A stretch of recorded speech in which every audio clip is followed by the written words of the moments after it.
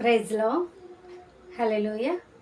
ప్రభువైన యేసుక్రీస్తు నామములో ప్రియ సహోదరి సహోదరులకు నా హృదయపూర్వక వందనాలు.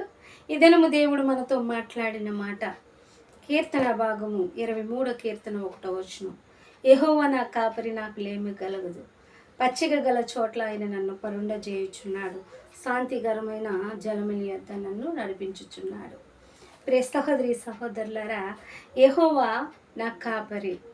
దేవుడు మనకు కాపరిగా ఉన్నట్లయితే, దేవుడు మనకు కాపరిగా ఉన్నట్లయితే మనకు మరన్ని ఆశీర్వాదాలే.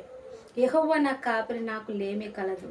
ఎప్పుడు కూడా దేవుడు మనకు కాపరిగా ఉంటే, దేవుడు మనకు ఆశ్రయంగా ఉంటే, దేవుడు మనకు అండగా ఉంటే మనకు లేమి కలగదు. మరి కీర్తన భాగంలో అంటారు, సింహం పిల్లైనను లేమి గలవై ఆకలి గొన్నను యెహోవాను ఆశ్రయించు వారికి ఏ మేలు కొదువై ఉండదని భక్తుడు సెలవిస్తున్నాడు.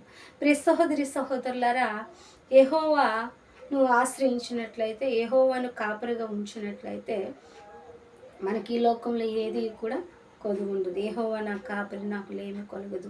పచ్చిక గల చోట్ల ఆయన నన్ను పరుండజేయుచున్నాడు.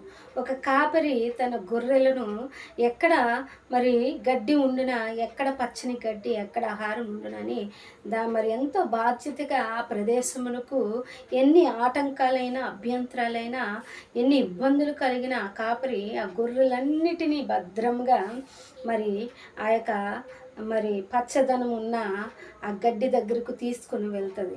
అలాగే ప్రియ సహోదరి సహోదరులారా, మన దేవుడు మనకు కాపరిగా ఉంటే మరి అంత ఆశీర్వాదమే. మనకి ఏమీ కూడా కొదువు రాదు, ఎప్పుడు కూడా లేమి ఉండదు. సింహం పిల్ల ఆకలి గొన్నను యెహోవాను ఆశ్రయించే వారికి ఏ మేలు కొదువై ఉండదు. నీకు మరి ఆహార విషయం కాదు, ఈ భూ సంబంధమైన విషయాలు కాదు, ఆత్మ సంబంధమైన విషయాలు కాదు, ఏదైనా నీకు కొదువు అనేది ఎట్టి పరిస్థితుల్లో కూడా ఉండదు. ఎప్పుడు అంటే దేవుని వెంబడించి నడిచినప్పుడు, దేవుని నమ్ముకొని నడిచినప్పుడు. కాపరి మాట మరి ఆ గొర్రెలు మరి విని ఆ కాపరి నడిపించిన మార్గాన్ని నడుచుట వలన అది కడుపు నిండా ఆహారం భుజించిన రీతిగా మనము కూడా ప్రియ సహోదరి సహోదరులారా, మన దేవుని మాట మనం లోబడి, దేవుని మాటను మనం విని, దేవుని వెంబడి మనం నడిచినట్లయితే మనకి ఈ లోకంలో ఏది కూడా కదువు లేదు. అన్ని ఆశీర్వాదాలు, అన్ని అభివృద్ధి, అన్ని దీవెనే. మరి ప్రియ సహోదరి సహోదరులారా, మరి దేవుని కొరకు మన దేవుని కొరకు మనం సిద్ధపరచుకుందాం. దేవుని మనకు కాపరిగా ఉంచుకుందాం. మనకి ఏ కొదువు కొరత లేకుండా దేవుని సన్నిధానంలో దీవించబడి ఆశీర్వదించి దేవుని కొరకు, దేవుని రాజ్యం కొరకు సిద్ధపడదాం. ఇటు వాక్యం దేవుడు దీవించుగాక. ఆమేన్.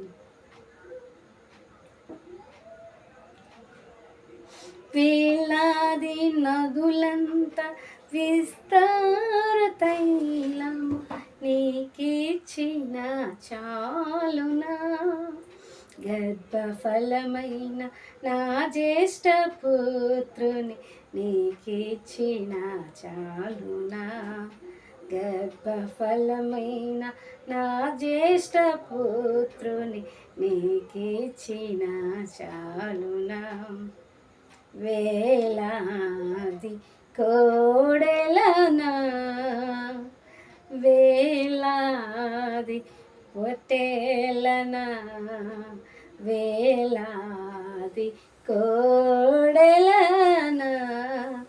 వేలాది పొట్టేలనా, నీవు చేసిన ఉపకారములలో నేనేమి చెల్లింతును, నీవు చేసిన ఉపకారములకు నేనేమి చెల్లింతును. దేవుని స్తోత్రం. హల్లెలూయా.